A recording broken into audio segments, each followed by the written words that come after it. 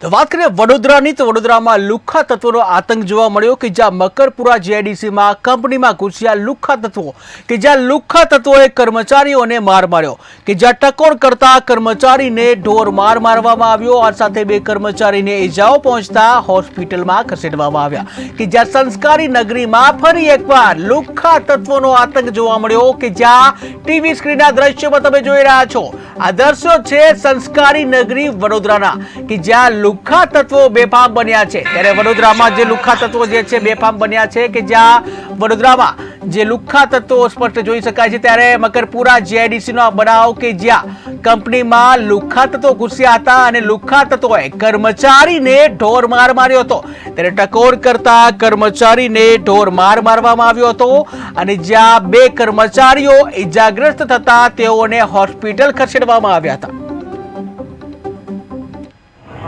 શું લઈને આવ્યા તમારા એ લોકો પેલી હોકી આવે લાકડા દંડા લઈને આવ્યા તમારા આજે બનાવને કેટલા દિવસ થયા? બનાવને દિવસ ગઈકાલે 1 વાગે જ બન્યું સાહેબ। તમે પોલીસ સ્ટેશન ગયા, તમે રજૂઆત કરી કે આરોપીની ધરપકડ કરો, કદાચ મારા વર્તન કંઈ થઈ જતો? ના, એ શું છે ગ્લોબલમાંથી પોલીસ કેસ થયો ત્યાંથી અને સાહેબો ત્યાંથી આવ્યા પોલીસ સ્ટેશનમાંથી અને બધું FRI લખીને ગયા છે। તો સીસીટીવી ચેક કરવા માટે કોઈ પોલીસ આવ્યા હતા સીસીટીવી ચેક કરવા માટે પોલીસ આવ્યા હતા સર। આપની શું માંગ છે? હે બસ એમને ફૂલ કળશ જે સજા થવી થાય, કારણ કે નિર્દોષ આવ્યા હતા, નિર્દોષ માણસોને મારીને ગયા ને કોઈ અમારે કોઈ એમને નામ જ નહીં લીધું।